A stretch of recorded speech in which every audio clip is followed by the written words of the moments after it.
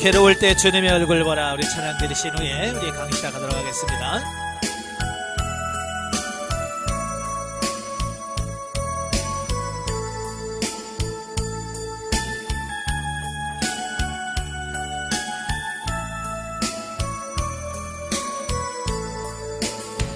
괴로울 때 주님의 얼굴 보라.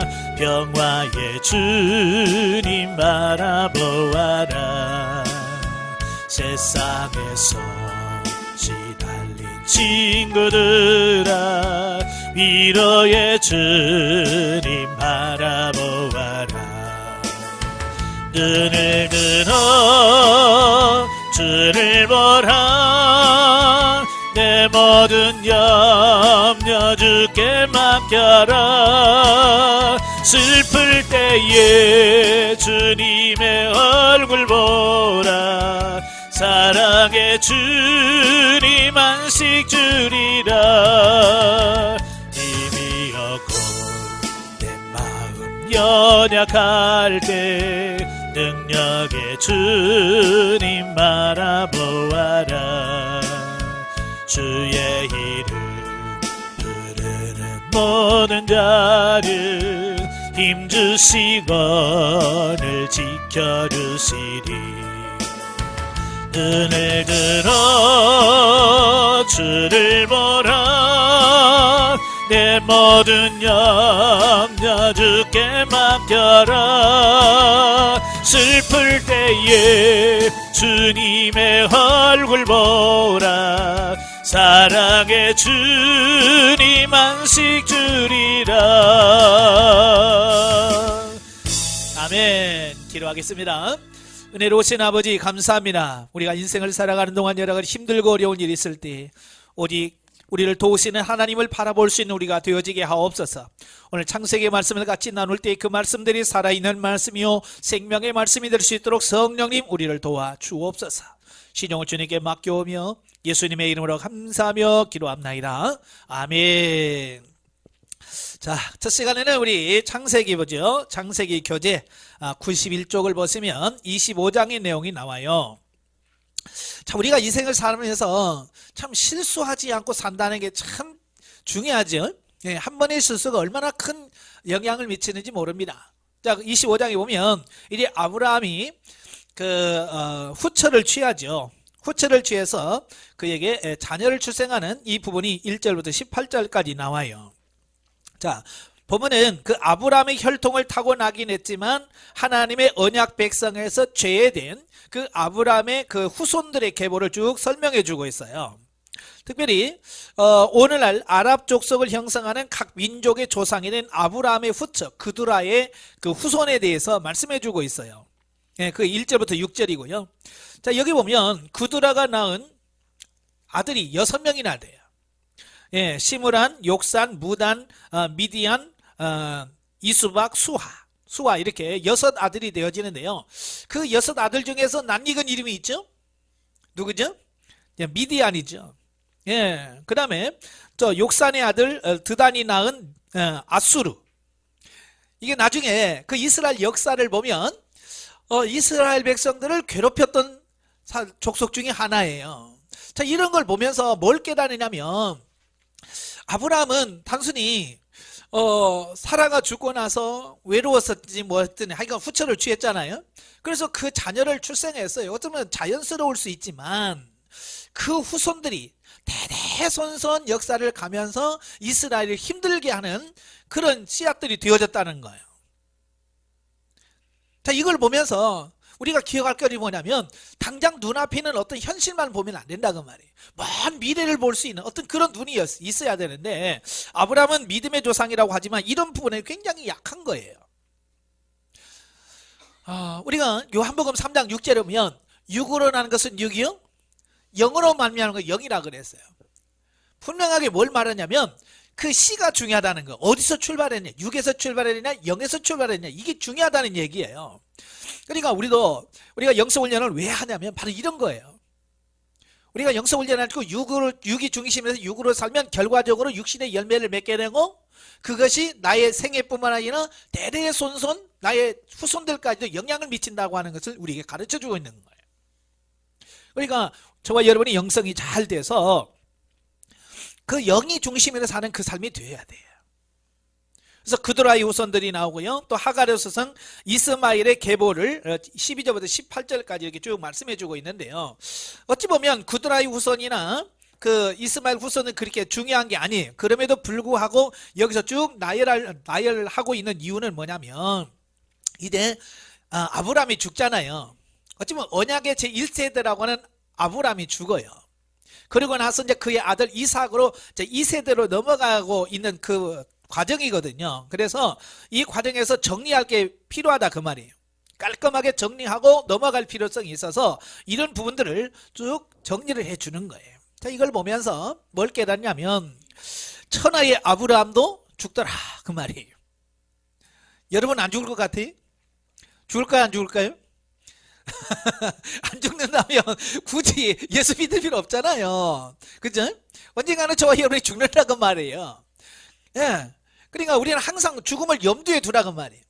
두려워하는 말이 아니라 내가 죽음 이후의 삶, 내가 죽고 나서 어떻게 나의 영이 어떻게 될 것인가를 바라보면서 살아야 된다고 말이에요. 근데 오늘 많은 사람들은요, 이 마치 영원한 나라가 없는 것처럼 산단 말이에요. 오직 땅의 것만 바라보고 땅의 것만을 위해서 살아간다 그 말이에요. 예. 설마 여러분은 안 그러시겠죠? 예. 우리는 땅의 것을 위해서 사는 자가 아니라 이 하늘의 것을 바라보며 사는 우리가 되어야 될 줄로 믿습니다. 자, 그러면서 어쨌든 하나님께서 아브라함에게 약속하잖아요. 하늘의 별처럼 땅의 티끌같이 내 후손을 많게 하리라고 하는 그 말씀이 이루어지는 이런 부분들을 보게 됩니다. 자, 92페이지 두 번째 단락에 보면 19절부터 26절까지 보면 이제 이삭을 통해서 에서와 야곱이 출생하는 그 부분이 나와요. 자, 보면은 이삭이 리브가와 결혼한 지 20년 만에 비로소 하나님의 언약을 계승할 야곱과 에서를 낳은 사실을 보도하고 있어요. 자, 그의 부모를 많이 닮은 것 같아요. 예, 그의 아브라함과 사라는 언제 결혼한 날짜가 안 나오죠. 그래서 몇 년 만에 애를 낳는지는 몰라요. 그러나 아브라함이 하나님의 부르심을 받을 때 나이가 75세였거든요. 이삭을 낳을 때가 100살이에요. 그러니까 25년 이상을 기다렸다가 이삭을 낳은 거지. 자, 그런데 바로 이삭은 리브가와 결혼한 지 20년 만에 비로소 자식을 낳아요. 자, 이런 걸 보면서 뭘 깨닫냐면 우리는 그래요. 내가 예수 믿는데 왜 복을 안 줘요? 이런 말을 하잖아요. 그죠? 그 육신적인 것과 영적인 것의 차이가 있어요. 육적인 것은요, 금방금방 이루어져요. 그러나 영적인 부분은요, 이렇게 쉽지 않다는 얘기를 하고 있는 거예요. 많은 분들이 영성훈련하면서 왜 이렇게 빨리 변화되지 않느냐고, 왜 나의 삶에서 이렇게 좋은 것이 안 나타나냐고 자꾸 어떤 그런 것만 생각하는데요. 여러분, 영적인 것은 항상 늦어요. 아시겠죠? 예, 이삭이 낳기까지 몇 년 기다렸다고요? 25년 이상. 자, 야곱과 에서가 몇 년 기다렸어요? 20년 기다렸어요. 이렇게 오랜 기다림 속에서 진짜가 나타나더라 그 말이에요. 그러니까 성경에 보면 오래 참으라는 말이 참 많이 나오거든요. 네, 오래 참으라, 길이 참으라, 이 말씀을 많이 합니다. 여러분도 좀 인내하시길 바라요. 예. 그래서 하나님께서는 아브라함과 이삭의 뒤를 이어 언약의 땅 가나안 땅을 상속할 자로 하나님께서는 태어나지도 않았는데 그 복 중에서 누구를 선택했어요? 예, 예, 나중에 난 야곱을 하나님께서 선택하셨다라고 하는 거예요. 그때 당시는 모두가 장자가 모든 이런 권한들을 다 이어받는 것이 보통이잖아요. 자, 그런데 하나님께서는 에서를 유기하고 야곱을 언약의 상속자로 택했다고 말이에요. 자, 이것은 하나님의 기이한 섭리를 통해서 구속사를 이끌어 가시는 하나님의 절대 주권을 보게 되는 거예요.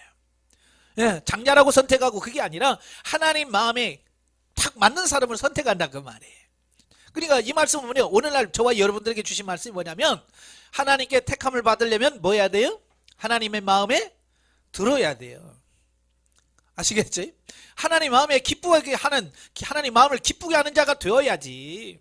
그게 안 되면 하나님께서 선택하지 않는다 그 말이. 사실 타락한 인간을 구원하기 위한 구속사는 하나님의 주권적인 역사로서 하나님께서 기뻐하는 자에 의해 그 역사가 진행된다는 것은 당연하다. 따라서 우리는 장자인 에서를 유기하고 대신 야곱을 택하신 하나님의 주권적 선택은 결코 논란의 대상으로 삼을 수 없다. 예, 우리가 하나님이 왜 그랬어요? 라고 따질 이유가 안 되는 거예요. 왜냐하면 선택하고 안 하고는 하나님의 주권이에요. 하나님께서 하시는 거예요. 예. 제가 상담을 하면서 어느 청년에게 하나님께서 너를 목사로 삼기를 원한다. 그랬더니 그 친구가 하는 말이, 하나님, 아니 목사님, 그게 말이 됩니까? 아니 왜? 그랬더니 왜 나한테 상의도 없이 나하고 상의도 없이 왜 하나님 마음대로 왜 나를 목사로 세웠대요? 이러고 따지는 거야 나한테. 그래서 내가 왜 나한테 왜 따져? 나한테 따지지 마라. 이거 하나님의 절대 주권이야. 예. 많은 사람들이요, 이 하나님의 절대 주권을 이해를 못하는 것 같아요.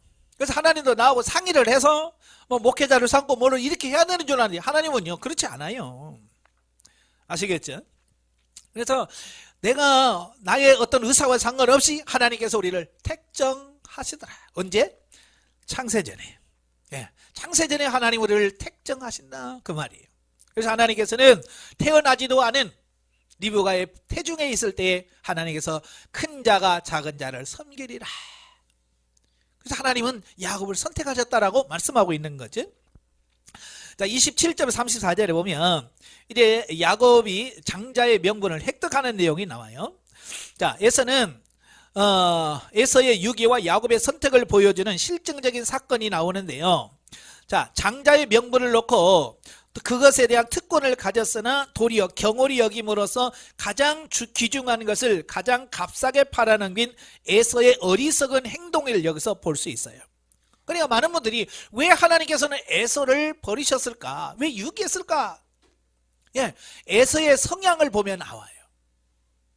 에서의 성향은요, 예, 영적인 것 이런 것을 귀하게 여기진 않아요. 장자의 명분이 그렇게 중요하지 않아요. 뭐가 중요해요?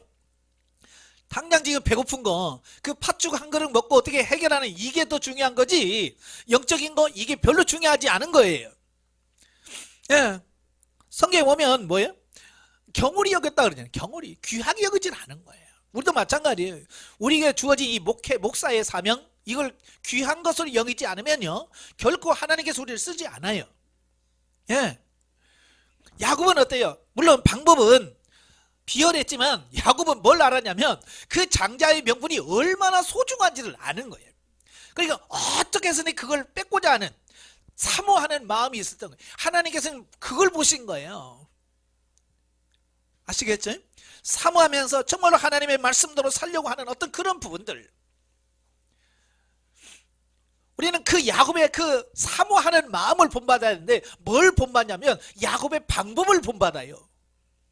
머리 써가지고 이렇게 살살 하는 것만 배워가지고요, 이 세상에서도 그렇게만 하려고 하지 정말 야곱이 뭘 사모했는지 여기에 초점을 못 맞추는 경우가 있더라 그 말이에요.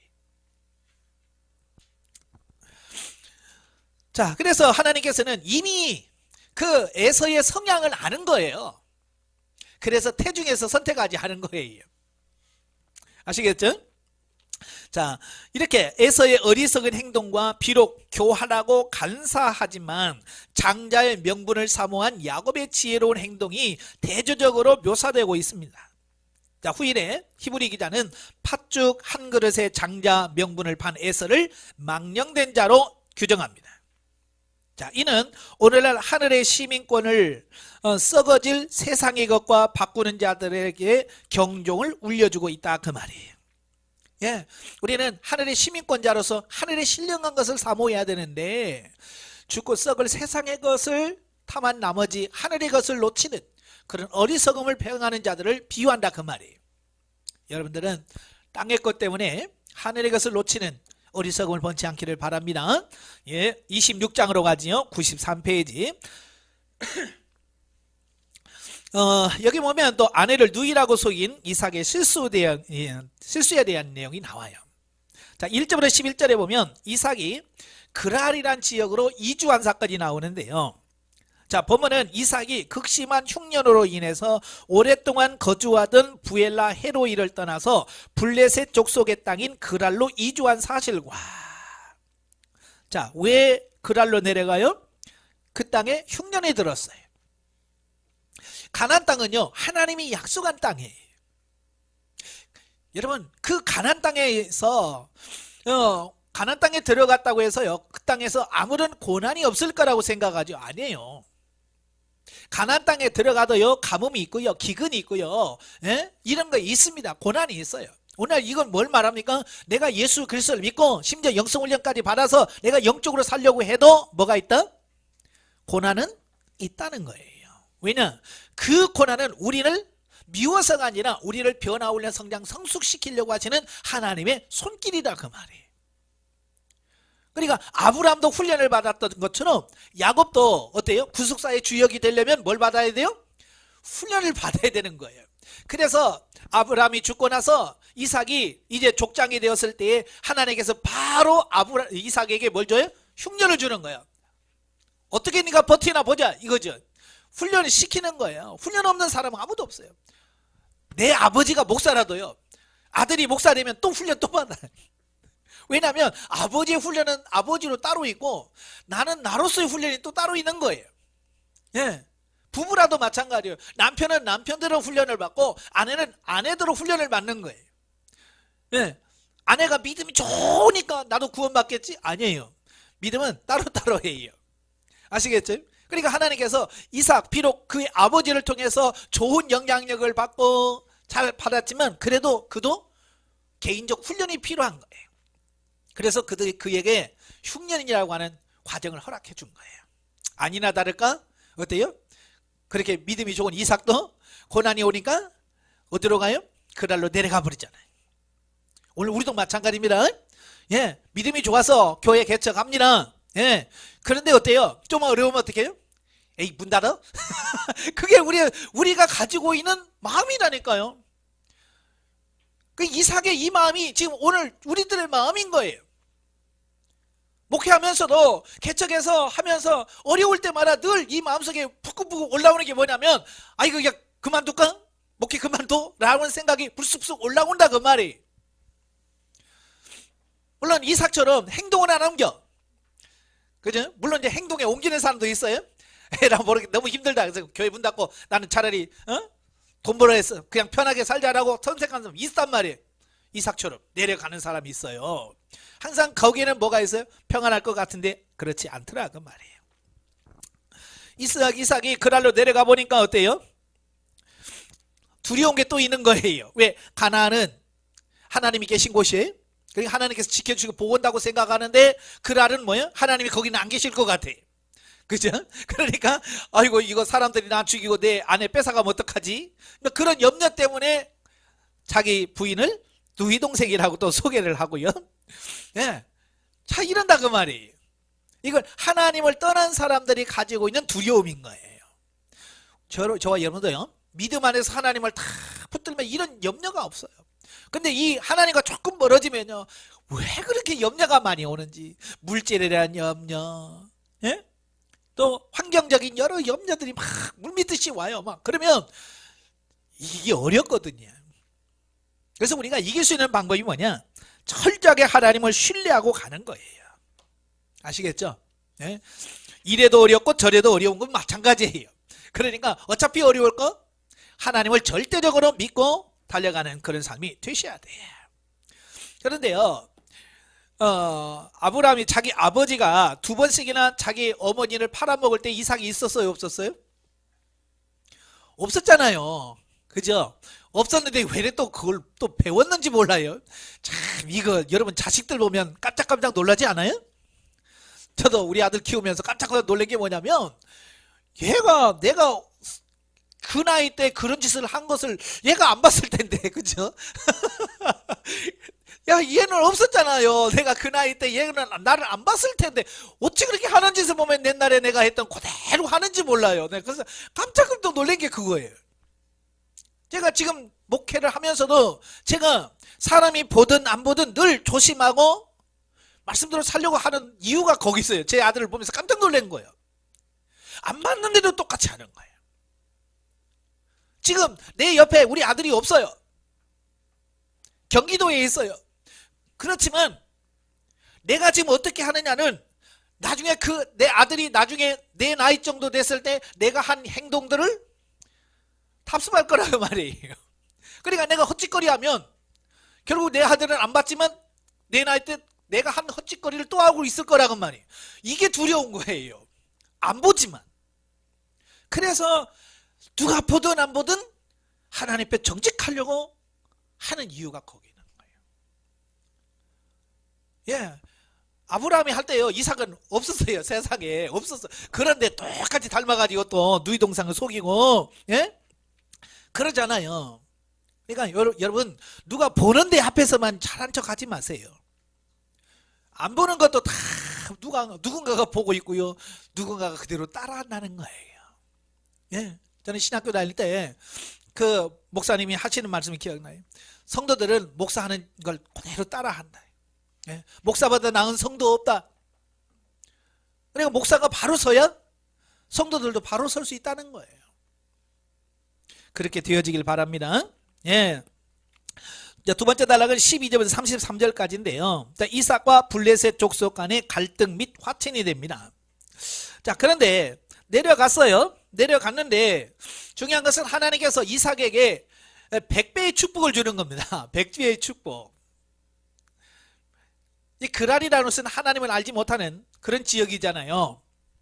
하나님께서 이삭이 이뻐서 그랬겠어요? 아니죠. 하나님의 영광을 나타내기 위해서 블레셋 땅에 내려가니까 하나님께서 이삭에게 다른 사람에게는 없는 100배의 축복을 주는 거예요. 이건 뭐예요? 하나님이 살아계시다는 증거를 세상 사람들에게 나타내려고 하는 거죠. 자, 오늘날 이 시대에 하나님께서 누군가에게 복을 줘서 형통케 해서 잘 살게 하신다. 이건 혼자 잘 먹고 잘 살으라는 게 아니죠. 그걸 통해서 하나님의 영광을 드러내고 하나님이 함께 하시는 복이 얼마나 큰지를 그들에게 나타내야 되는 거예요. 그런데 많은 사람들은 자기가 좀 잘 되면 마치 자기가 잘 돼서 되는 것처럼 착각하면서 교만해하고 딱 그런다고 말이에요. 아니라고 말이에요. 그러니까 그런 잘 되는 모습을 보고 이 그랄 사람들이 시기심이 나는 거예요. 예. 그러니까 예수 믿는 사람은 잘 돼도 시기받고요, 안 돼도 무시받고 그랬습니다. 예.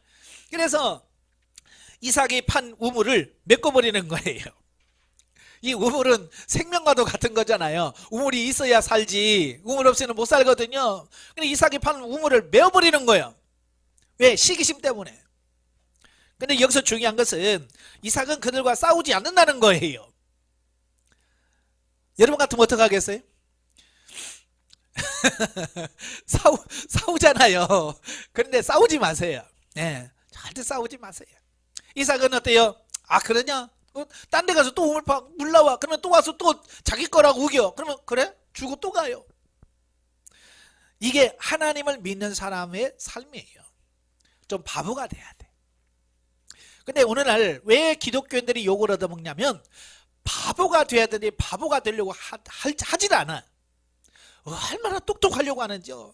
어떻게 말로 다 이겨먹으려고 하고요. 뭘로든지 세상 사람 이겨먹으려고 하니까요. 우리가 이겨도 그들은 어때요? 분해서 못 참아. 그래서 막 교회를 그냥 공격하는 거예요. 져주면 끝나는데, 그죠? 아우, 죄송합니다 하면 끝나는데 우리가 따져가지고 이거 법적으로 맞지요? 내가 이겼죠? 그래서 이겼어. 그런데 그게 이긴 게 아닌 거예요. 져주는 게 이기는 거라니까요. 이삭의 삶이 그런 거예요. 어찌 보면 바보 같지요. 우물 파기가 얼마나 어려워요. 지금처럼 뭐 그냥 기계를 이렇게 뚫어도 이게 잘 안 나오는데 사람들 그때 당시 일일이 들어가서 꽃갱이로 파서 우물 하나 만든다는 게 굉장히 어려운 일인데 이거 우리 거야. 그러니까 알았어, 가져. 쉽지 않아요. 그럼에도 불구하고 정작 누가 복을 받느냐 이거예요. 블레셋 사람이 아니라 이삭이 복을 받더라 그 말이에요. 아시겠죠? 예. 자, 그래서 결국은 악으로 악을 대항하지 않는 그 모습을 본다. 그래서 95페이지 맨 밑에 보면 블레셋 사람들에 대하여 악을 악으로 대항하지 않고 하나님을 의뢰하는 마음으로 끝까지 참고 인내하며 온유함을 잃지 않았을 때 비로소 블레셋 사람들이 거기서 감복하는 거예요. 야, 이 사람 진짜 의인이다. 이 사람 진짜 사람이 이게 이렇게까지 가야 된다니까요. 거기까지 가기까지는 뭐예요? 우물을 몇 번이나 빼앗기는 이런 아픔을 경험하고 나서 인정을 받아야 돼. 우리가요, 영성훈련 받으면 우리가 변화되는 건 사실이죠. 그런데 옆에서 자꾸 찔러댑니다. 평상시에 잘해줬던 사람이 찔러댑니다. 왜 찔러댈까요? 내가 미워서가 아니에요. 진짜인지 가짜인지, 진짜 변했나 안 변했나 이걸 찔러보는 거예요. 우리가 한두 번은 참지요. 아, 내가 영성훈련 받았으니 참아야지. 근데 한 30번 되면 뭐라고 그래? 이게 나를 바보로 하나? 그래서 이제 확 한단 말이야. 그러면 뭐라고 그래? 네가 그러면 그렇지. 이렇게 된단 말이야. 그래서 끝까지 인내하는 것이 중요한 거예요. 아시겠죠? 그래서 끝까지 예수님처럼 끝까지 죽을 때까지 그걸 통과하셔야 돼요. 아시겠죠? 예. 결국 그러니까 나중에 아비멜렉이 와가지고 미안하다. 우리 화친 조약 맺자. 그러잖아요. 해놓고도 찔리잖아요. 자기들이. 그렇잖아요. 자기들 양심이 있는데 그렇게 빼앗아 보니까 나중에 양심에 찔리면 맞는 거야. 그러니까 와가지고 예? 군대 장관 비고라고 와가지고 야 우리 화친 조약 하자. 그래가지고 부엘세바에서 언약을 맺는다 그 말이. 예. 그래서 결국 언약을 맺고 보니까 어때요? 이삭이 와서 딱 보니까 그 땅이 어디냐? 하나님의 약속한 가나안 땅이었다라고 하는 거예요. 그러니까 하나님께서 왜 자꾸 블레셋 사람들을 통해서 뺏고 하냐면 결국 물러서다 보니까 어때요? 가나안 땅에 와 있더라고 말이에요. 하나님의 뜻은 거기 있는 거예요. 우리를 가나안으로 들어가도록 하시려고 하는 거예요. 내가 미워서가 아니에요. 물론 알아서 빨리 가면 이런 과정들이 덜 거치겠죠. 그렇죠? 처음에 우울 뺏겼을 때 내가 하나님의 땅을 떠나서 이랬구나. 죄송합니다 하나님. 내가 가나안으로 갈게요 하고 확 갔더라면 이런 두 번째 뺏기고 세 번째 뺏기는 이런 과정이 없었겠죠. 오늘도 우리도 마찬가지예요. 고난이 계속 반복되는 이유는 뭐냐면 내가 그만큼 변화가 안 된다는 얘기예요. 하나님 원하는 만큼 안 변한다는 얘기예요. 그러니까 계속 치고 결국은 뭐냐? 내가 하나님 자녀답게 사는 삶으로 우리를 가게 만드는 거예요. 그러니까 고난이 복이라고 하는 거예요. 그게 고난 자체가 복이 아니라 고난을 통과하면서 내가 변화되고 내가 새로워지는 어떤 이런 부분들 통해서 그게 복이라고 하는 거예요. 자, 34, 35절에 보면 이제 에서가 결혼을 하게 돼요. 그래서 에서가 그 해족속 가운데 두 여인을 아내로 맞이합니다. 그러니까 부모가 근심거리가 되죠. 왜? 하나님의 믿는 자녀가 불신 결혼했죠. 또 그것도 부인도 2명씩이나 얻죠. 자, 이런 모습을 보면서 얼마나 가슴이 아프겠어요. 이것은 하나님의 방법이 아니라 세상적인 방법을 따라서 살아가는 육신적인 삶. 왜 하나님께서 에서를 선택하지 않으셨는지를 볼 수 있죠. 여러분, 결혼이라고 하는 것은 굉장히 중요한 거예요. 하나님은 이방인과 결혼하지 말라고 그러죠. 왜 그럴까요? 혈통이 아니에요. 혈통 문제가 아니라 신앙적 문제예요. 그러니까 부부가 신앙생활 하신 분들은 이 어려움이 얼마나 큰지 몰라요. 그죠? 근데 이 불신 결혼해본 사람은 알아요. 홀믿음이라고 그러죠. 그러니까 부부 중에 한 사람만 믿으면 그 한쪽에서 얼마나 자기 자신을 힘들게 하는지를 그 분들은 직접적으로 아는 거예요. 바로 그것 때문에 그 신앙이 떨어져 갈 걸 아니까 결국은 에서는 어떻게 돼요? 점점 하나님과 멀어져 버려요. 왜? 부인 둘러든지다가 부인도 다 이방인에다가 그러니까 결국은 어때요? 나중에는 정말 하나님 믿지 않는 그런 민족이 돼버리는 거예요. 그래서 역사 속에서 사라지는 민족이 되어집니다. 그래서 자녀들 꼭 믿음 안에서 결혼할 수 있도록 꼭 기도하셔야 돼요. 자, 27장으로 가죠. 27장은 이제 장자의 축복을 빼앗은 야곱과 거기에 대한 에서의 분노가 나옵니다. 자, 1절부터 29절까지 보면 야곱이 취한 장자의 축복입니다. 자, 보면은 이삭이 야곱에 대한 장자 축복으로 구속사의 무대가 이제 이삭에게서 야곱에게로 교체되고 있음을 보여줍니다. 자, 보면은 야곱과 에서의 잉태시 분명히 야곱의 장자권이 하나님의 뜻으로 계시되었음에도 불구하고 이삭이 에서를 편애하여 그에게 장자의 축복을 하고자 한 사실을 보여준다. 여기서 이제 중요한 게 이거예요. 분명히 리브가가 뱃속에 있을 때 하나님께 기도하잖아요. 이게 무슨 일입니까? 왜? 뱃속에서 내 애기가 너무 싸우는 거야. 그러니까 하나님께서 분명히 말씀하십니다. 네 태중에 두 국민이 있다. 근데 큰 자가 작은 자를 섬기리라. 이 말은 뭐야? 하나님이 나는 작은 자를 택했다 그 말이에요. 자, 그런데 문제는 뭐냐? 하나님께서 분명히 작은 자를 선택했는데 이삭은 누구를 사랑하냐면 장자 에서를 사랑하고 그 장자 에서에게 축복을 해주려고 한다 그 말이에요. 이게 문제예요. 이 편애라고 하는 거. 이 부모는 자식들을 골고루 공평하게 사랑을 해야 되는데 일방적으로 누구만을 특별히 편애를 하게 되면 꼭 자녀들 간에 문제가 생깁니다. 그렇죠. 예전에 자녀들이 많았잖아요. 자녀들이 많았고요. 이 장자에 대한 이런 게 많잖아요. 그래서 어려울 때 어떻게 해요? 야, 그래도 큰아들이 잘 돼야 돼. 그래서 예전에 보면 시골에 보면 큰아들은 대학교 가는데 그 밑에는 동생들은 뭐요? 돈 벌어가지고 그 큰아들, 큰오빠, 큰형 다 뒷바라지고 막 그랬잖아요. 그러면 이 큰형이 잘 돼서 나중에 동생들 챙겨야 되는데 그런 형 별로 없잖아요. 그죠? 그렇게 열심히 해서 해줬더니 결혼하더니 찾아오지도 않고 아는 척도 안 하고 그렇게 열심히 했는데 그런 거 형제가 어떻게 돼요? 완전히 분산되잖아요. 이렇게 되잖아요. 하나가 안 되잖아요. 너무 편해도 안 돼요. 공평하게 하셔야 돼요. 그리고 이삭을 보면 자기 생각이 너무 강한 거죠. 물론 부모로서 얼마나 그 갈등이 많았겠어요. 하는 행동을 보면 에서가 훨씬 나은데 하나님은 야곱을 선택했고 그러니까 아마 이 이삭도 굉장히 이거 고민 많이 했을 거예요. 누구에게 축복해 줘야지? 왜? 자기도 이제 나이가 드니까 이걸 계승해 주는데 누구에게 해주나?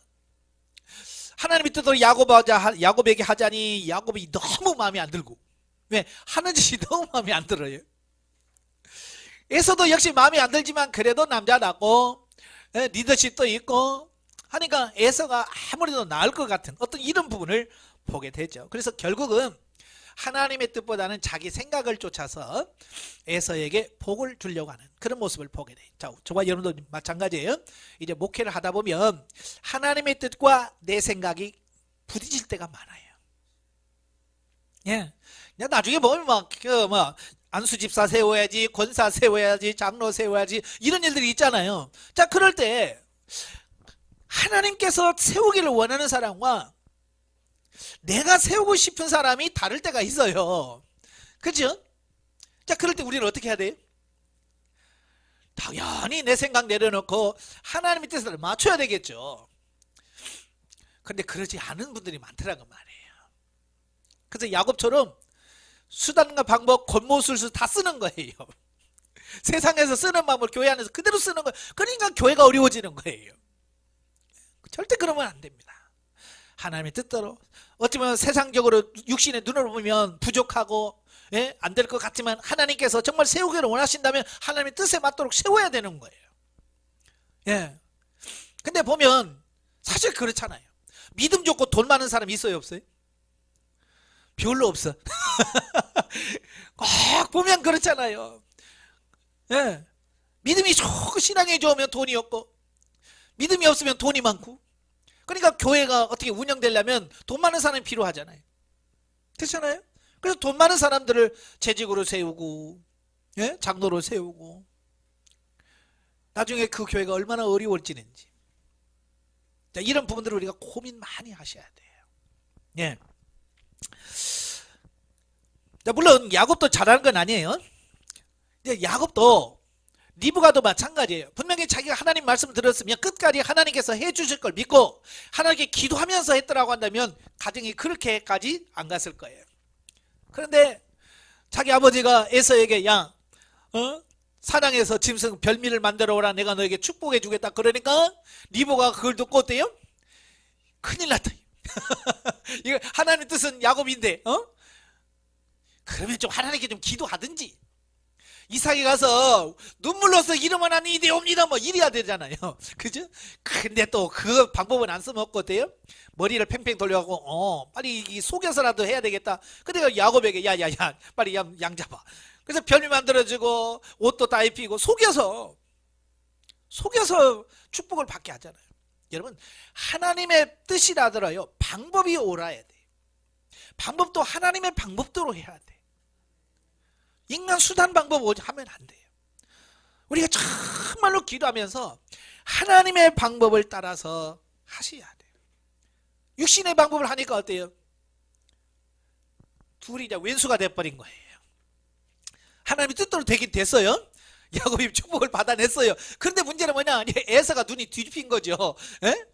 그래서 죽이겠다. 아버지도 이제 살 날이 얼마 안 남았으니까 저건 내가 죽일 거야. 이런 된 거예요. 형제간에 원수를 만들어 놨어. 누가 하래요? 부모가 그렇게 만든 거예요. 여러분 자녀들이 우애가 안 좋다. 누가 만든 거예요? 부모가 만든 거예요. 편애 때문에. 육신의 인간적인 방법 때문에. 그래서 철저하게 육신의 방법 쓰지 않기를 바래요. 예. 그러니까 오늘날도 마찬가지예요. 왜 교회가 문제가 되냐면 바로 이런 거예요. 수단 방법 가리지 않냐고 어쨌든 내가 원하는 대로 하면 된다는 어떤 그런 방법 있잖아요. 우리 속담으로 뭐 꽁 잡는 게 매다. 하여간 뭐 많이만 하면 되지. 잘만 하면 되지라고 하는 어떤 그런 방법 있잖아요. 그래서 교회 개척하면 어때요? 수단 방법 가리지 않습니다. 그래서 옆에 있는 교회 가서 뺏어오고, 예? 전도할 때 좀 교패가 안 붙어 있는 집에 가서 전도하면 얼마나 좋아. 꼭 교회 붙은 데 가서 우리 교회로 와요. 그래가지고 빼가고. 그러니까 옆에 있는 교회가 또 열받잖아요. 그러니까 교회끼리 싸우고 그랬잖아요. 이건 절대로 해서는 안 돼요. 아시겠죠? 예. 그러니까 하나님이 내게 붙여준 영혼들에게 관심을 가져야지. 왜 남의 양에다 남의 집에 준 걸 왜 거기다 탐내냐고요. 목회자가 정말 필요한 게 그거예요. 아시겠죠? 그래서 양에 대한 욕심 버리시길 바래요. 예. 그래서 30절 45절에 보면 에서의 분노와 리브가의 야곱 도피 추진이 나옵니다. 에서의 입장에서는 분명히 아버지가 뭐라고 그랬어요? 내가 널 축복해 줄 테니까 별님이 안 들어오라 그랬잖아요. 처음부터 아예 에서에게 네가 장자지만 하나님께서 야곱에게 장자권을 주셨다. 그래서 아버지의 권한으로 그냥 야곱에게 축복해 줬다면 에서가 어떻게 했을까요? 뭐 하나님이 그렇다는데 뭐 그렇게 양보했을 거예요. 그죠? 그런데 축복해 주겠다고 해놓고 그 사이에 속여서 하니까 에서의 입장에서는 분란을 일으키잖아요. 그죠? 이게 지혜롭지 못하는 방법이 이래서 문제가 되는 거예요. 예. 그래서 이제 서로 이제 형제간의 미움이 되고 원수가 되는 어떤 이런 부분을 보게 돼요. 또 한 가지는 여기서 에서가 그 축복권을 놓치고 나서 그의 아버지에게 그러잖아요. 눈물을 흘리면서 남은 거 없습니까? 그러잖아요. 자, 이건 뭘 말합니까? 기회를 놓치면 어렵다는 거예요. 뭐든지 우리가 기회라고 하는 게 있어요.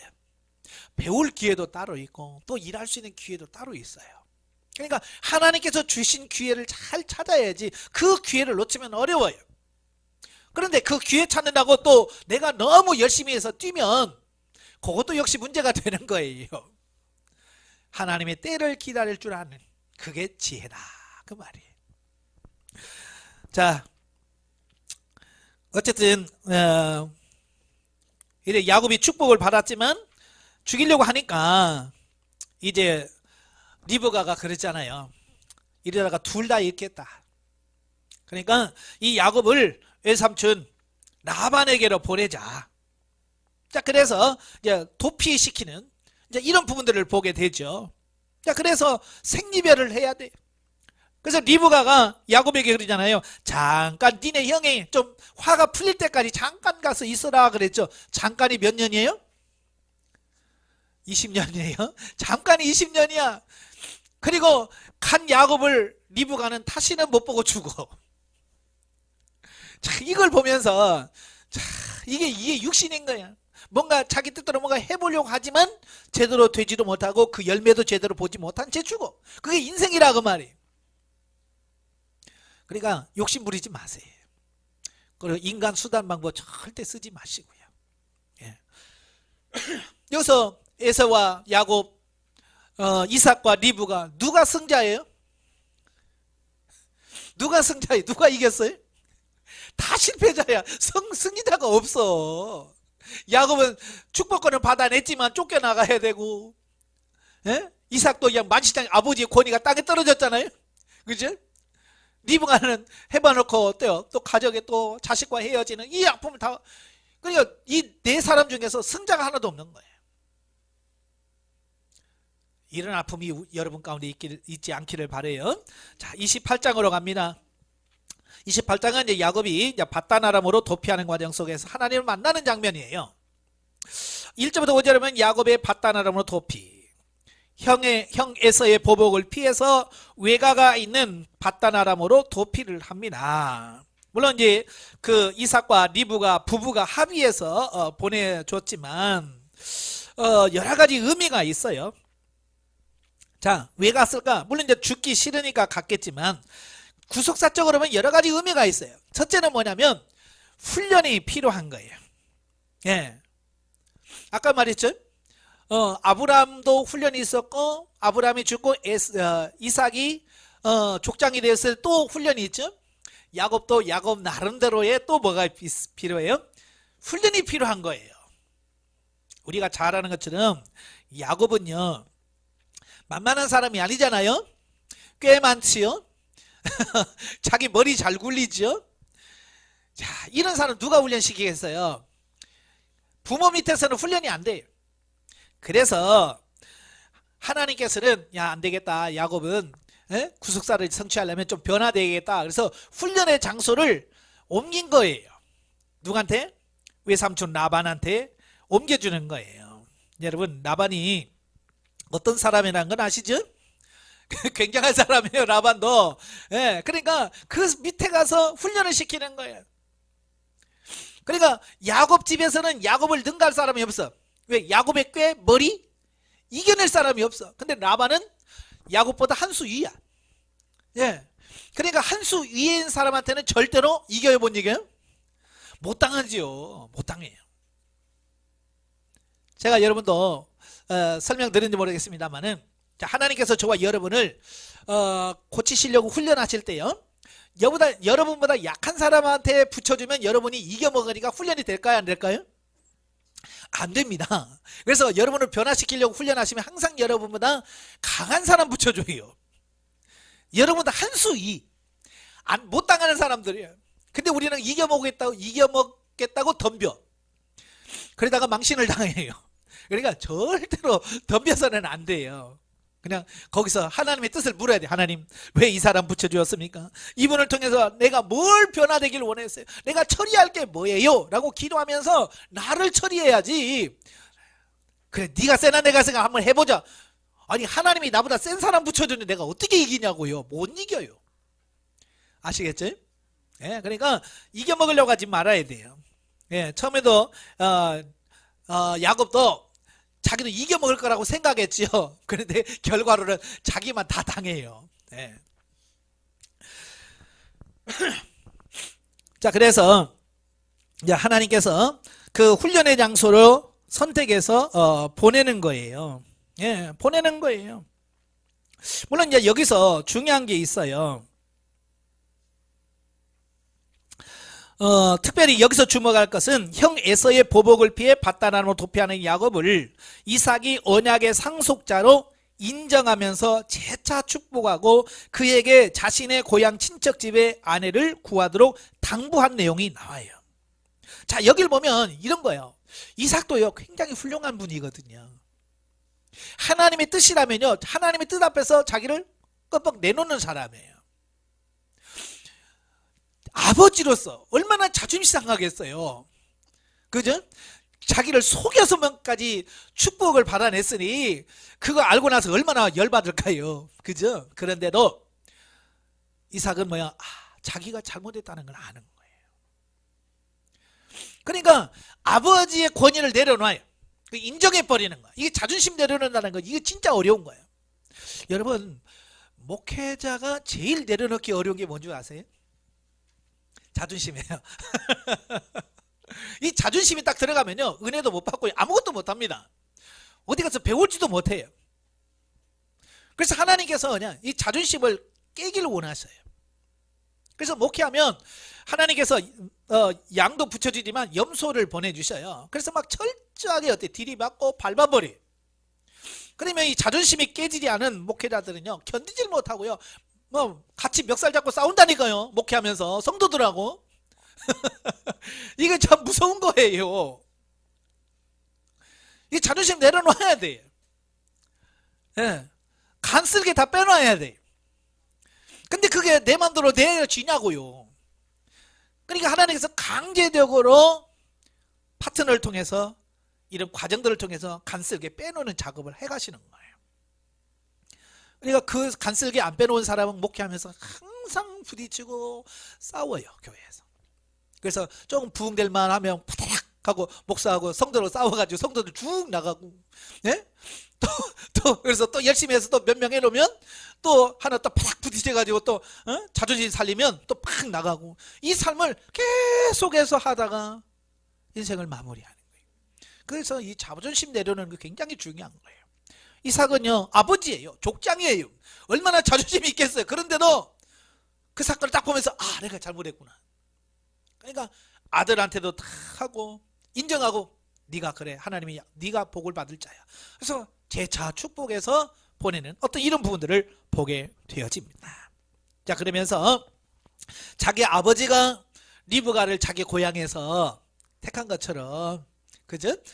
그 야곱도 거기 가서 결혼을 해야 믿음의 영적인 수준, 순수함을 유지할 수 있기 때문에 하나님께서도 그렇게 하셨다라고 하는 것을 보게 됩니다. 그러니까 어찌 보면 야곱이 바다라람에 간 것도 하나님의 섭리 안에 포함된다, 그 말이에요. 그러면 6절부터 9절까지 보면 에서의 축첩 사건이 나와요. 자, 에서가 자기 아버지가 야곱에게, 그렇게 뺀질뺀질한 야곱에게 축복해주고 외삼촌 라반의 집에 가서 라반의 그 딸들을 가지고 아내를 취하라고 하는 이 말을 듣고 가만히 보니까 에서가 자기 부인 둘을 본 거예요. 가만히 보니까 이 부인들이 잘못한 거예요. 사실은 누가 잘못한 거예요? 쥐가 잘못한 거지. 그래서 자기가 잘못한 건데, 자기 아버지가 하는 것을 가만히 보고 자기 부인 둘을 보니까 이거 마음에 안 드는 거야. 이게 아버지가 이 며느리 이 둘이 잘못하니까 아버지 사랑을 내가 못 받았구나, 이 생각을 한 거예요. 그래서 이스마엘의 세 번째 딸을 맞이해서 결혼해 버리는 거예요. 자, 이게 무슨 말이냐면 자기에게서 원인을 찾아야 돼요. 항상 문제는 어디서부터 있냐면 나에게서 출발합니다. 예, 그런데 에서는 자기에게서 찾으려고 하는 것이 아니라 상대방에게서 찾으려고 하는 거예요. 여러분, 교회 문제 있으면 제일 문제가 누구한테 있어요? 목사님, 우리에게 있죠. 그러니까 교회에 문제 있으면 하나님 앞에서 주님, 내가 문제입니다, 나 때문이에요 라고 하나님 앞에 엎드려야 되는데, 그러지 않고 우리 교회 미꾸라지가 누구지? 이 집사야 김 집사 이러면 문제가 되는 거예요. 항상 문제를, 원인을 야기에 찾아요. 자기 부부간에도 마찬가지예요. 상대방에서 찾으니까 맨날 부부도 싸우고 지지고 볶고를 하는 거예요. 나한테 찾으시면 아무 문제가 없어. 내 잘못이라는데 누가 뭐라고 하겠어요. 그죠? 서로 자기 탓 아니고 네 탓이라고 하니까 싸우지. 에서같이 그러면 절대로 안 됩니다. 아시겠죠? 예, 그래서 결국은 뭐예요? 애꿎은 아내만 하나 돼요. 아내만 더 힘들게 하는 거 아니에요? 예, 그리고 육신적인 사람은요, 생각에 내는 게 다 육이에요. 어쩔 수 없어요. 예, 육에서 나온 건 육이라고 그랬잖아요. 에서는 육을 상징한다고 그랬잖아요.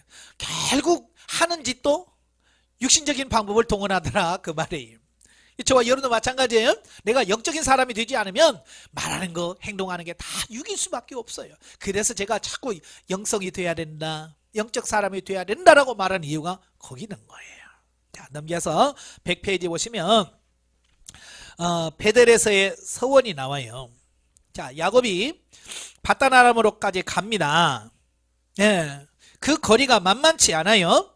예, 직선 거리는 800km 내지 900km. 돌아 가면 1500km나 되는 먼 거리예요. 예, 그 거리를 찾아갑니다. 근데 그때 야곱의 나이가 몇 살이라고요? 예, 77세예요. 예. 그러니까 아버지가 왜 야곱을 신임을 안 했는지 아시죠? 77살이나 된 게 장가도 못 가고 그러고 있으니 그 아버지 입장에서는 저거 인간 되려나 그런 생각 했겠지요. 그죠? 예, 어쨌든 77세예요. 예, 그래서 그 77세 된 나이에 그가 외삼촌 집을 향해서 먼 거리를 갑니다. 가다가 이 베델에 이르죠. 베델에 이르러서 이제 밤이 되어서 광야에서 돌을 베고 잠잘 때 하나님께서 만나 주시죠. 어찌 보면 야곱이 가장 힘들었을 때, 외로웠을 때, 지금까지는 부모 밑에서 편하게 살다가 갑자기 뚝 떨어져서 혼자 광야에 있을 그때, 어찌 보면 그때 하나님을 만나는 절호의 기회라는 사실. 저도 제 인생을 그리 길지는 않지만 제 삶을 이렇게 가만히 되돌아보면 내가 하나님을 가장 가까이 만날 때가 언제였나 보면 내가 정말 힘들고 어려웠을 때 하나님을 만날 수 있는 기회였더라고요. 내가 아팠을 때, 육체적으로 아팠을 때, 교회에서도 여러 가지 힘든 문제가 있을 때 그때 하나님을 만날 수 있었어요. 막 잘 될 때는요, 하나님 별로 신경 안 써요. 바빠서 일하니라고요. 하나님도 별로 만날 시간도 없어. 하나님께서 그래서 우리에게 잘 되게 하지 아니하시고 고난을 종종 주시는 이유가 뭐냐? 좀 나 좀 만나자. 예, 나 좀 만나자 그런 거야. 야곱은 77년 평생을 살면서 하나님 만날 기회가 없었어요. 그런데 이 고난의 순간 고향 친척 아비집을 떠나서 광야에 혼자 있을 때 하나님 그를 찾아오셨더라. 예. 그래서 그에게 지켜주실 것을 약속하지요. 내가 너를 지켜주고 많은 것을 누린 후에 내가 너를 다시 데려오겠다라고 약속을 해요. 그러자 이 야곱도 하나님께 11조를 드리겠다라고 약속을 하지요. 이렇게 하나님을 만나야만 이런 우리가 변화되는 이런 역사가 일어나요. 그러면서 제일 큰 변화가 뭐였냐면 야곱은 그 아버지의 집을 떠나면서 걱정이 뭐냐면 아버지 집에는 하나님이 계신데 거기는 하나님이 안 계실 텐데 아마 그 걱정이잖아요. 그죠? 왜냐하면 그때 당시 주로 신의 개념이 뭐냐면 지역신이잖아요. 예?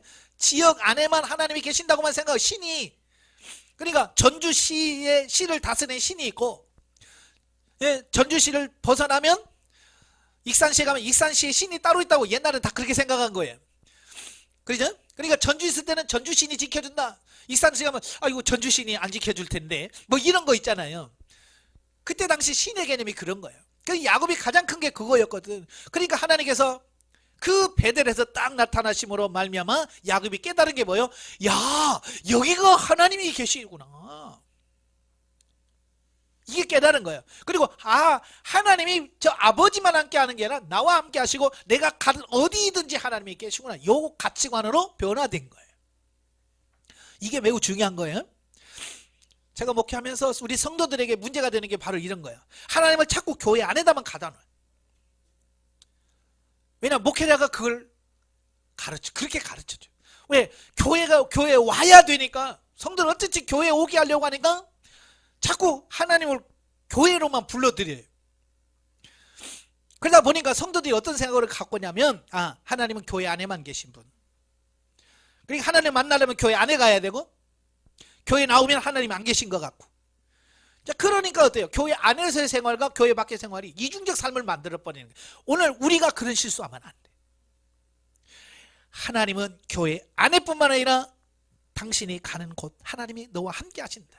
직장에 가도 거기에 함께 계시고, 네가 집에 가도 집에 함께 하시고, 출장 가도 너 하나님이 거기 계신다. 이거 가르쳐줘야 돼. 근데 그걸 안 가르쳐 주니까 어때요? 집에서 이 동네에 있을 때는 예수 믿는 척 하는데 출장 가서 저 밑에 지방 가면 뭐예요? 여기는 하나님 안 계시겠지. 그러고 하나님 없이 산다고 말이. 그냥 엉망으로 사는 거예요. 그거 안 돼요. 그걸 누가 가르쳐야 돼요? 우리가 가르쳐야 된다고 말이에요. 네. 하나님은 항상 어디든지 계시다. 이걸 항상 성도들에게 주지시켜야 돼요. 아시겠죠? 자, 29장으로 갑니다. 자, 29장에 가면 이제 야곱이 하란 도착. 자, 야곱의 하란 도착을 하지요.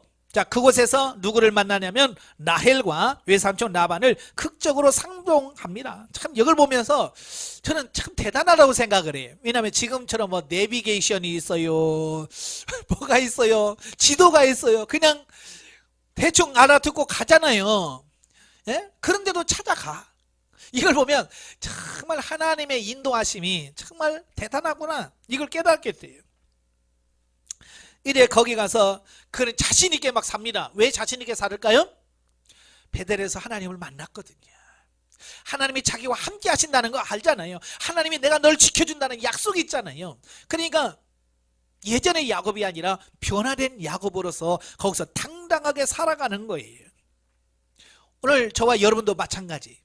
하나님이 나와 함께 하신다는 이 의식, 이 사고, 이 가치관을 갖고요. 우리 성도들에게도 그걸 심어줘서 그들이 세상에 어디 가서든지 당당하게 살아갈 수 있도록 하는 것이 중요하다. 그 말이에요.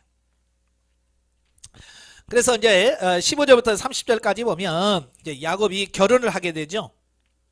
그래서 결혼을 하게 되죠. 그래서 두 딸 레아와 라헬을 아내로 맞이합니다. 물론 야곱이 그렇게 하고 싶지는 않았지요. 그러니까 라헬이 너무 이쁜 거예요. 그래서 마음에 들었어요. 그래서 라헬을 위해서 7년간 계약을 맺습니다. 자, 우리나라는 그런 게 없습니다만 이 중동 지역에 가면 이 신부를 데려올 때 신부에게다가 그 신부의 몸값을 지불해야 돼요.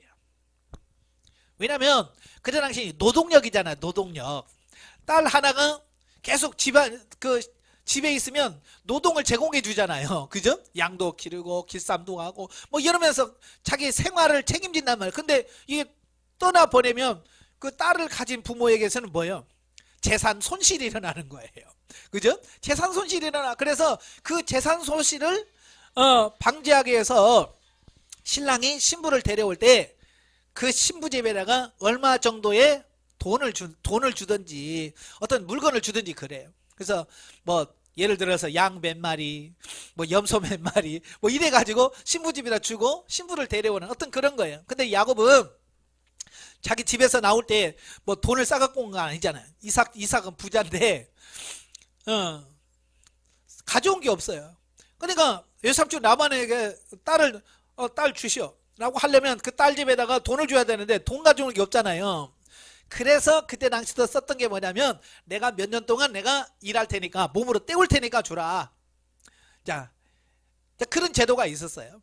가난하니까 결혼을 해야 되겠고 돈은 없고 그러니까 아예 신부 집에 들어가서 몇 년을 계약하고 그 집에서 일을 해주는 거야. 월급 없이.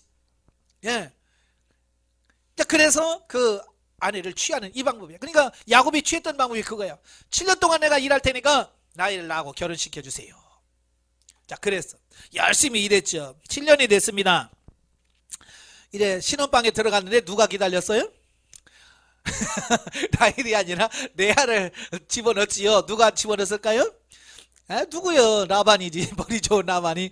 가만히 보니까 이 레아는 좀 안색도 안 좋고 인물이 좀 안 냈나 봐요. 그러니까 이 시집 보내기도 참 그렇고 그러니까 속임수를 써서 야곱하고 결혼을 시켜주는 거죠. 참 이걸 보면서 정말 심는 대로 거둔다는 그게 그대로 맞잖아요. 자기가 지금까지 속이면서 살아왔잖아요. 그죠? 속이면서 살아오면서 지금부터는 이제 철저하게 속는 삶을 사는 거예요. 라반한테 계속 속아. 여러분도 마찬가지예요. 뭘 심는지를 잘 심어야 돼요. 그러니까 구제로 심고 사랑으로 심으면 여러분이 도움을 받고 사랑을 거두어요. 근데 막 혈기를 심고 그러면 혈기로 거둡니다. 그러니까 절대 심은 거 잘 심어야 돼요. 야곱처럼 이렇게 심으면 꼭 그렇게 거둔다니까요. 그래서 라헬을 얻기 위해서 7년 동안을 그 집에서 지냅니다. 근데 속았죠. 그래서 레아 그 외삼촌이 뭐라고 그래요? 이 라헬하고 결혼하고 싶니? 7일 동안 일단 채워. 결혼했으니까 7일 동안은 무조건 채워. 그래서 레아하고 7일 지내니까 이제 라헬도 줘. 라헬도 주면서 7년을 더 일해라. 자, 그래서 도합 14년 동안 부인 둘 넣기 위해서 14년 동안은 그 집에서 머슴살을 해야 돼. 이게 자기 건 없고 그냥 모든 게 다 월급도 없이 그냥 부인 둘 얻은 거 가지고 그냥 떼와야 돼요. 제가 얼마나 힘들었을 것 같아요. 예. 그러니까 77세에 갔다고 그랬잖아요. 77살에 가가지고 14년을 했으니까 91세가 되잖아요. 91세서야 이제 독립을 하게 됩니다. 예. 그래서 하나님께서는 그 과정 속에 하나님은 야곱은 야곱대로 훈련시키시고 그러면서도 또 부인 4명을 줘가지고 12아들을 낳고 참 하나님께서 하시는 것은 가히 우리 생각으로 어떻게 짐작할 수가 없어. 예. 기가 막히잖아요. 그래서 결국은 하나님께서 그렇게 다 하셨어요. 그럼 왜 그러느냐? 훈련 없이 되는 사람은 아무도 없더라.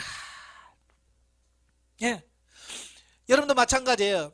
훈련 없이 변화될까요? 아니에요. 훈련 없이 변화된 사람 없습니다. 그래서 하나님께서는 끊임없이 저와 여러분을 훈련시켜 가요. 근데 문제는 뭐냐? 훈련을 받고 있는 당사자가 이게 하나님의 훈련이구나. 왜 내가 이런 훈련을 해야 되지? 라고 하는 그 의식이 없어요. 훈련받는 의식이 없고 왜 훈련받는지를 몰라요. 그러니까 고난은 고난대로 받으면서도 변화는 변화대로 안 돼. 그래서 저와 여러분들이 항상 하나님께 질문을 던져야 하시는 게 그거예요. 하나님, 이 고난을 통해서 저에게 처리하기를 원하시는 게 무엇이며 하나님께서 나에게 어떤 변화되는 것을 뭘 변화되기를 원하시는지 내게 가르쳐 주시옵소서. 그래서 항상 하나님께 질문을 던지고 주님께서 가르쳐 준 대로 어때요? 내 자신을 하나씩 깨갔을 때 내가 변화되어서 하나님이 원하시는 그 수준의 삶까지 올라갈 수 있는 거예요. 그게 안 되어지니까 지금 우리가 수년 동안 고난받으면서 어려워지는 거예요. 아시겠죠? 이 사실만 알면요 여러분 안색이 바뀝니다. 아, 하나님께서 나를 변화시키는 이런 훈련을 시키는구나. 똑같은 고생하면서도 얼굴빛이 달라져요. 예. 왜냐면 생각 자체가 달라졌거든요. 옛날에는 아이고 힘들어 죽겠네 그걸로만 받아들여요. 그래서 뭐요? 어떻게든 어떻게 이걸 피하지, 어떻게 이걸 끝내지 라고 하는 거기만 초점 맞추니까 더 어려운 거예요. 그러나 이제는 그게 메이는 게 아니라 나 자신을 바꿔가고 나를 새롭게 하는 데 초점을 맞춰가니까 같은 어려움이라도 넉넉히 이겨갈 수 있게 되고 마음에 기쁜 거예요. 그러니까 얼굴 때깔이 달라진다니까요. 그러니까 저는 여러분이 처음 왔을 때 저를 딱 봤을 때 얼굴이 있죠. 여러분은 기억 안 날지 모르지만 저는 딱 기억하고 있습니다. 그래서 보면 아이고 얼굴이 좋아졌네요. 그건 뭐예요? 그만큼 바뀌어져 가고 있는 거예요. 여러분 모르시죠? 처음에 오면 얼굴이 시커매요. 왜? 세상 염려 근심 걱정이요 나는 없어요. 그런데 이 안에 다 있어요. 그런데요 한두 달만 지나면요 그게 다 벗겨져요. 얼굴에 광채가 나, 포스가 난다고. 네, 이 안에서부터 영에서부터 변화가 나타나기 때문에 그게 가능한 거예요. 예. 자, 그 다음에 이제 31절부터 35절이면 레아의 출산입니다. 자, 여기서 보면 하나님께서는 레아와 라헬이 두 아내가 있는데 하나님께서는 사랑받는 라헬보다는 레아를 통해서 먼저 자식을 주더라고요.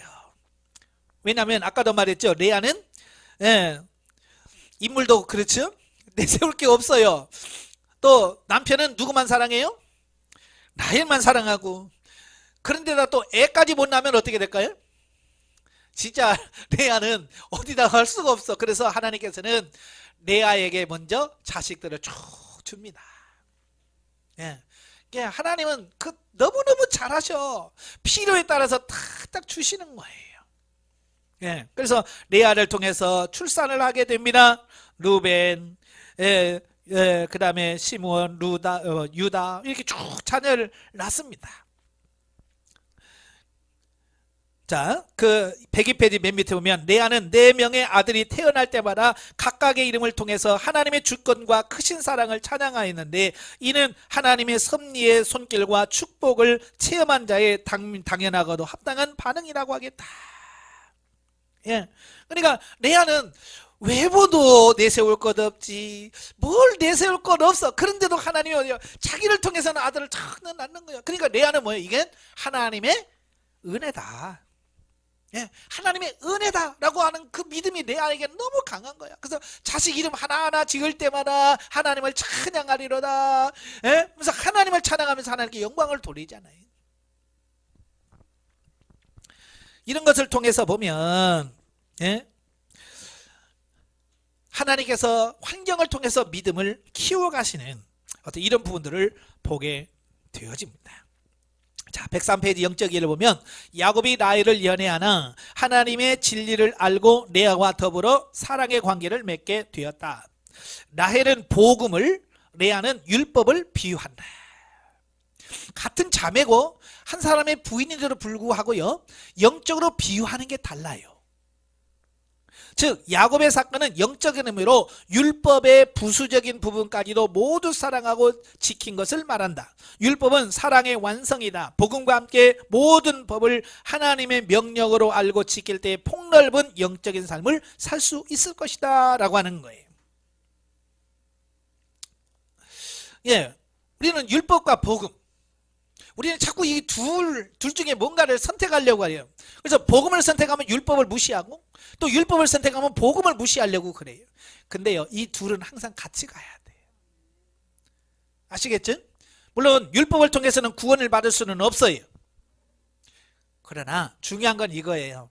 예수님도 요한복음 14장에 보면 하나님을 사랑하는 자는 그의 계명을 지킬 것이다.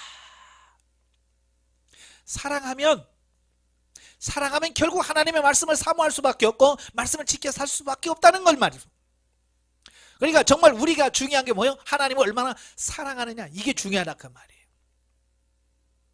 그래서 복음과 율법은 선택의 문제가 아니라 이 둘이 같이 가야 되고요.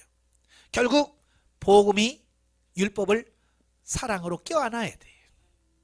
예, 그래야 삶의 변화까지 갈 수 있는 거예요. 자, 30장은 야곱의 자녀 출산과 번영에 대한 말씀을 합니다. 예, 1절부터 24절은 레아와 라헬의 출산 경쟁. 뭐 경쟁도 많은데 애 낳는 또 경쟁이 벌어져요.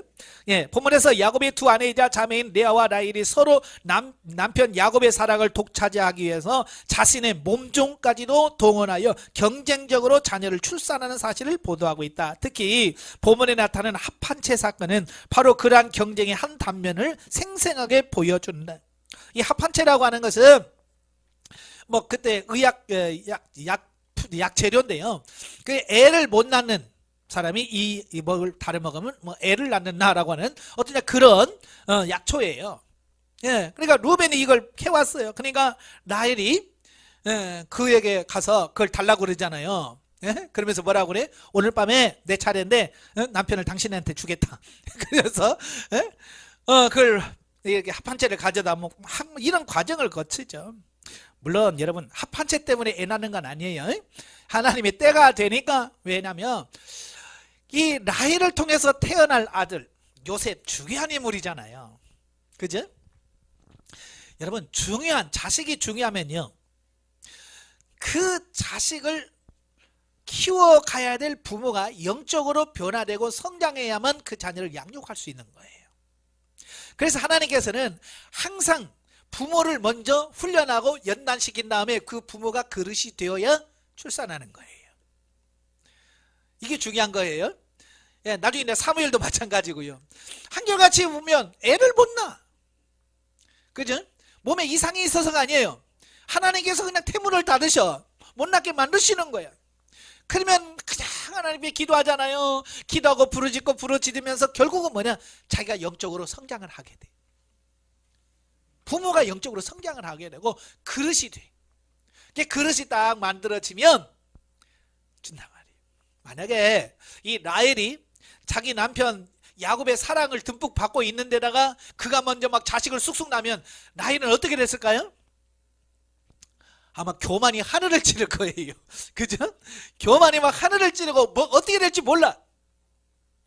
그래서 남편의 사랑을 받지만 하나님께서는 제일 중요한 자식을 못 낳게 만드시는 거예요.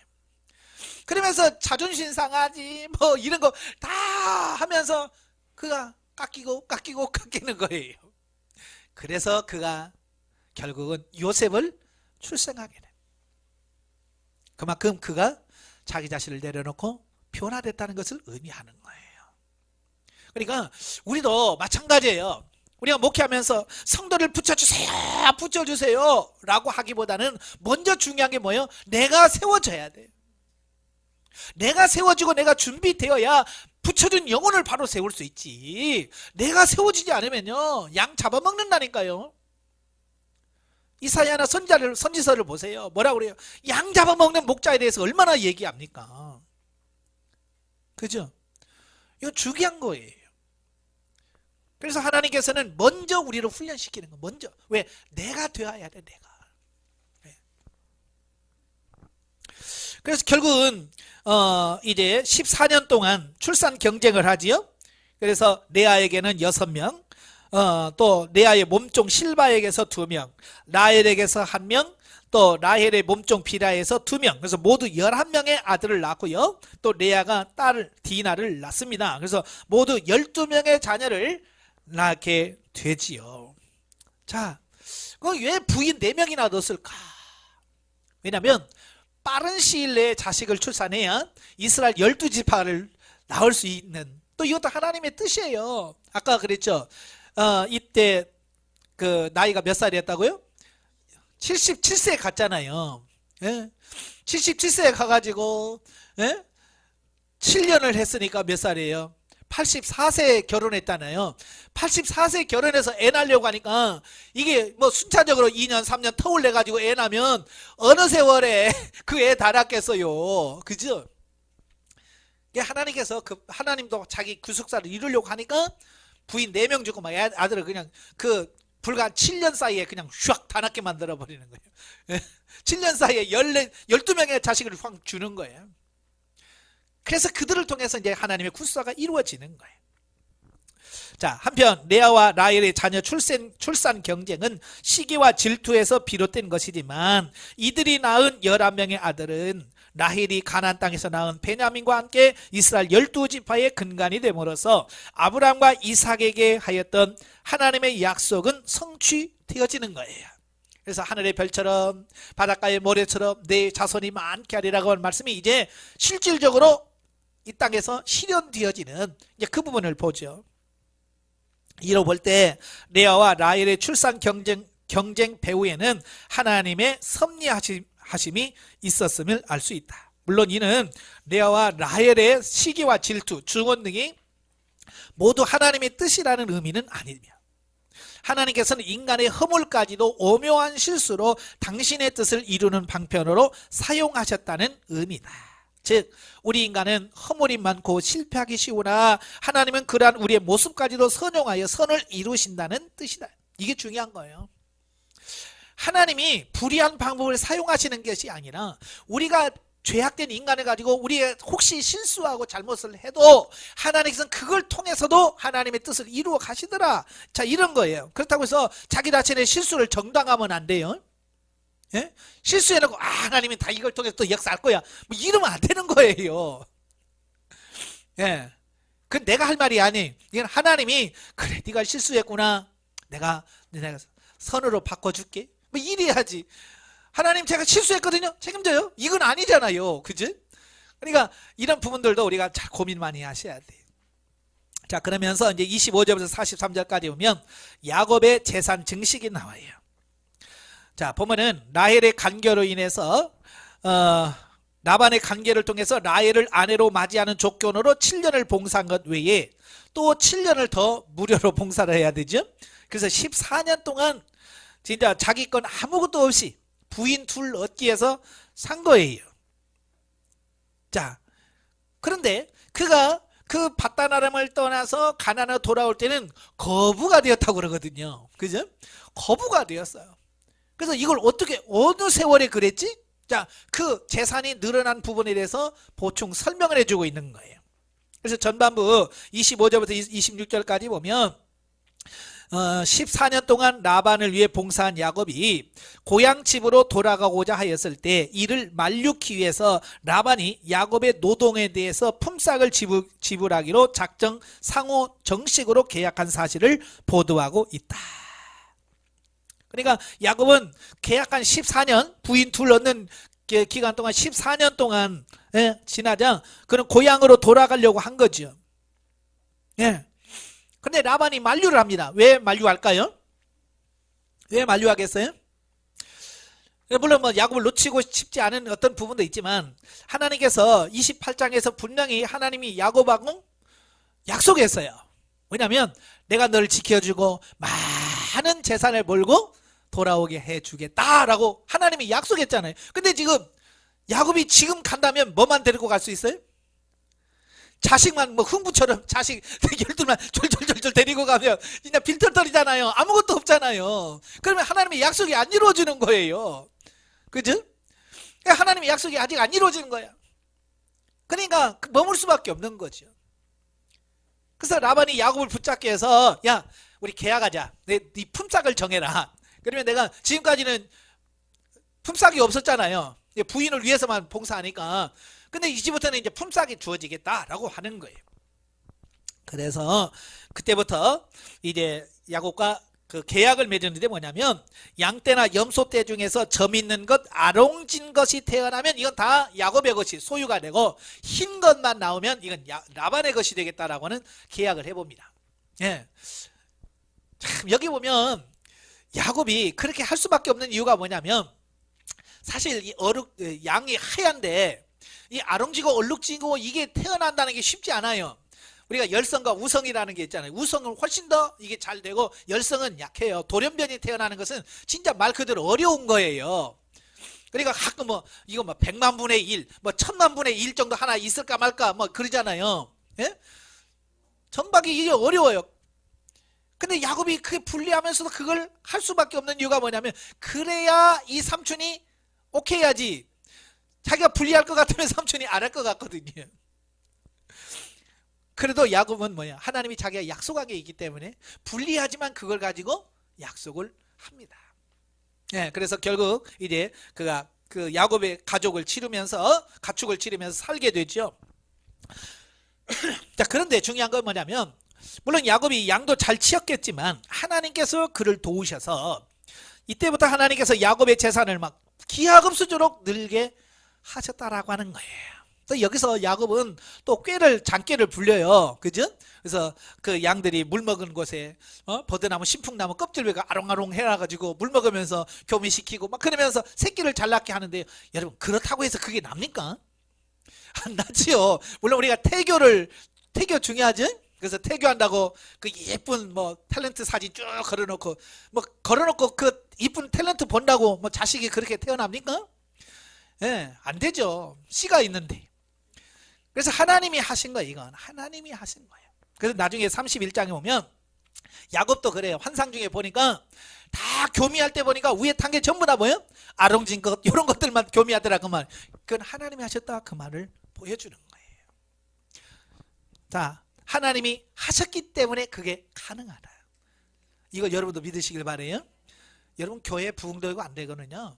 하나님이 하셔야 돼요. 양을 붙여주고 하면 하나님이 하셔야 돼요. 그래야 되지. 인간의 노력 물론 중요합니다. 그러나 하나님이 하실 때까지 우리는 이렇게 하나님이 하시도록 늘 기도하면서 가셔야 된다는 것을 기억하시기를 바랍니다. 그래서 드디어 야곱이 거부가 되어지고 그래서 이제 31장에 보면 하나님께서 이제 고향으로 돌아가라 하신 약속이 말씀이 떨어지는 걸 봅니다. 자, 오늘 말씀을 통해서 여러 가지 말씀해 주시는데요. 이걸 하나하나 교훈들을 여러분의 가슴에 새기시고 여러분 목양지에서 이 말씀대로 사라지는 역사가 있길 주님으로 축원합니다. 기도하겠습니다. 은혜로우신 아버지, 오늘 이삭과 야곱의 삶을 보면서 하나님이 역사하지 않은 곳이 없고 하나님께서 이끄시는 대로 되지 않는 것이 없습니다. 이런 부분들을 바라보면서 단지 이삭과 야곱의 사건이 아니라 바로 오늘 우리의 모습을 보게 해 주시옵시고 우리를 변화시켜 주셔서 하나님의 마음에 합한 자로 세워가시는 역사가 있도록 도와 주시옵소서. 예수님의 이름으로 감사하며 기도합나이다. 아멘. 하나님께 드립니다.